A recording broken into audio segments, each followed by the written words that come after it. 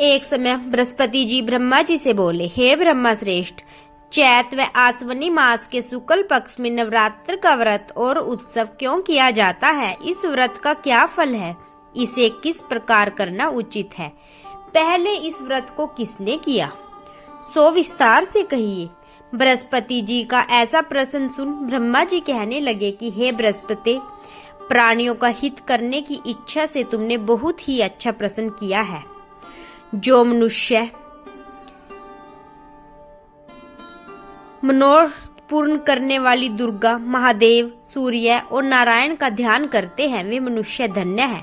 यह नवरात्र व्रत संपूर्ण कामनाओं को पूर्ण करने वाला है। इसके करने से पुत्र की कामना वाले को पुत्र, धन की लालसा करने वाले को धन, विद्या की चाहना वाले को विद्या और सुख की इच्छा रखने वाले को सुख मिलता है। इस व्रत को करने से रोगी मनुष्य का रोग दूर हो जाता है, मनुष्य की संपूर्ण विपत्तियां दूर हो जाती है, घर में समृद्धि की वृद्धि होती है, बंध्या को पुत्र प्राप्त होता है, समस्त पापों से छुटकारा मिल जाता है और मन का मनोरथ सिद्ध हो जाता है। जो मनुष्य इस नवरात्र व्रत कथा को नहीं करता वह अनेक दुखों को भोगता है और कष्ट व रोग से पीड़ित हो अंगहीनता को प्राप्त होता है। उसके संतान नहीं होती और वह धन धान्य से रहित हो भूख और प्यास के मारे व्याकुल घूमता फिरता है तथा संज्ञाहीन हो जाता है। जो सधवा स्त्री इस व्रत को नहीं करती वह पति सुख से वंचित हो नाना दुखों को भोगती है। यदि व्रत करने वाला मनुष्य सारे दिन का उपवास न कर सके तो एक समय भोजन करे और 10 दिन बंधुओं सहित नवरात्र व्रत कथा को स्मरण करे। हे बृहस्पति, जिसने पहले इस महाव्रत को किया है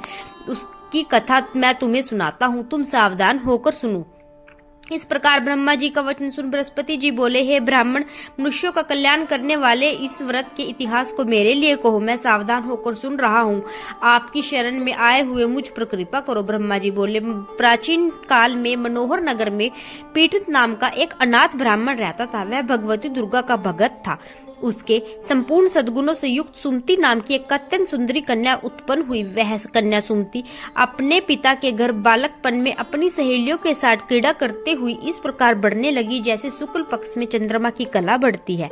उसका पिता प्रतिदिन जब दुर्गा की पूजा करके होम किया करता वह उस समय नियम से वहां उपस्थित रहती। एक दिन सुमति अपनी सखियों के साथ खेल में लग गई और भगवती के पूजन में उपस्थित नहीं हुई।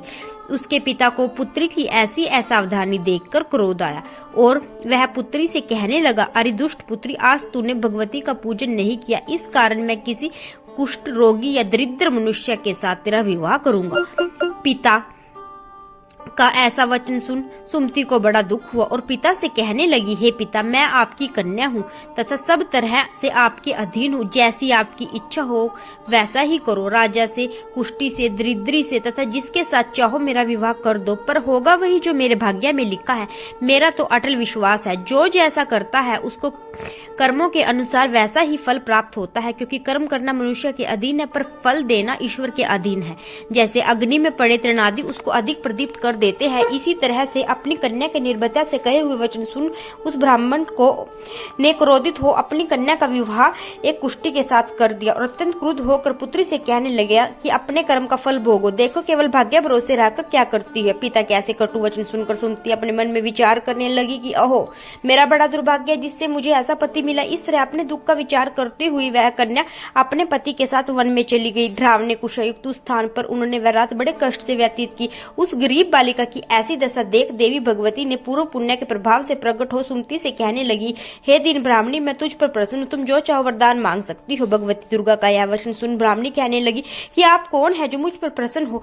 ब्राह्मणी का ऐसा वचन सुन देवी ने कहा कि मैं आदि शक्ति भगवती हूँ और मैं ही ब्रह्मा विद्या सरस्वती हूँ। प्रसन्न होने पर मैं प्राणियों का दुख दूर कर उनको सुख प्रदान करती हूँ। ब्राह्मणी, मैं तुझ पर तेरे पूर्व जन्म के पुण्य के प्रभाव से प्रसन्न हूँ। मैं तुम्हारे पूर्व जन्म का वृतांत सुनाती हूँ, सुनो। तू पूर्व जन्म में निषाद की स्त्री थी, अति पतिव्रता थी। एक दिन तेरे पति निषाद ने चोरी की। चोरी करने के कारण तुम दोनों को सिपाहियों ने पकड़ लिया और ले जाकर जेल खाने में कैद कर दिया। उन लोगों ने तेरे को और तेरे पति को भोजन भी नहीं दिया। इस प्रकार नवरात्रों के दिनों में न तो तुमने कुछ खाया न ही जल पिया। इस प्रकार 9 दिन तक नवरात्र का व्रत हो गया। हे ब्राह्मणी, उन दिनों में जो व्रत हुआ, इस व्रत के प्रभाव से प्रसन्न होकर मैं तुझे मनवांछित वर दे रही हूँ। तुम्हारी जो इच्छा हो सो मांगो। इस प्रकार दुर्गा जी के कहे हुए वचन सुनकर ब्राह्मणी बोली, अगर आप मुझ पर प्रसन्न हैं तो हे दुर्गे माँ, आपको प्रणाम करती हूँ। कृपा करके मेरे पति का कोढ़ दूर करो। देवी ने कहा, उन दिनों तुमने जो व्रत किया था उस व्रत का एक दिन का पुण्य पति का कोढ़ दूर करने के लिए अर्पण करो। मेरे प्रभाव से तेरा पति कोढ़ से रहित सोने के समान शरीर वाला हो जाएगा। ब्रह्मा जी बोले। इस प्रकार देवी के वचन सुन वह ब्राह्मणी बहुत प्रसन्न हुई और पति को निरोग करने की इच्छा से जब उसने तथास्तु ऐसा वचन कहा, तब उसके पति का शरीर भगवती दुर्गा की कृपा से कुष्ठ रोग से रहित हो अति कांतिवान हो गया। वह ब्राह्मणी पति की मनोहर देह को देखकर देवी की स्तुति करने लगी।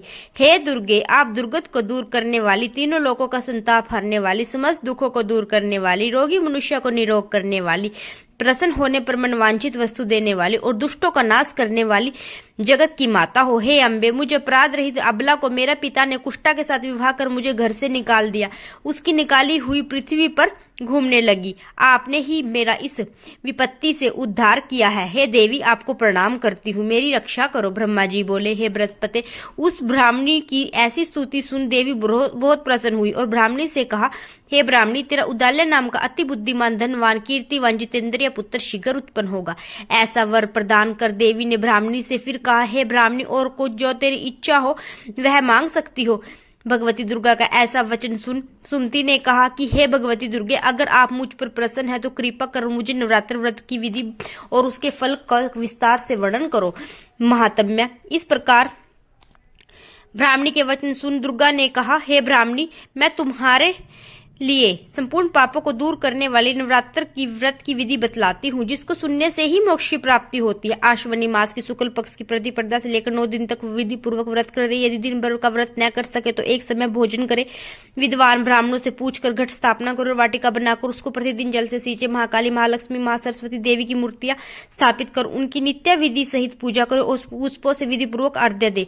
बिजोरा के फल से अर्घ्य देने से रूप की प्राप्ति होती है। जायफल से अर्घ्य देने से कीर्ति, दाग से अर्घ्य देने से कार्य की सिद्धि होती है। आंवले से अर्घ्य देने से सुख की प्राप्ति होती है। केले से अर्घ्य देने से आभूषणों की प्राप्ति होती है। इस प्रकार पुष्पों व फलों से अर्घ्य देकर व्रत समाप्त कर 90 दिन यथा विधि हवन करे। खांडगी, गेहूं, शहद, जौ, तिल, बीम, नारियल, दाग, कदम, इनसे हवन करे।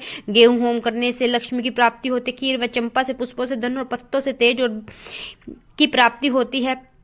बेल पत्तों से तेज व सुख की प्राप्ति होती है। आंवले से कीर्ति की और केले से पुत्र की, कमल से राज सम्मान और दाखों से संपदा की प्राप्ति होती है। खांड, घी, नारियल, शहद, जौ, तिल तथा फलों से होम कर मनोवांछित वस्तु की प्राप्ति होती है। व्रत करने वाला मनुष्य इस विधान से होम कर आचार्य को नर्मदा के साथ प्रणाम कर यज्ञ की सिद्धि के लिए उसे दक्षिणा भी दे।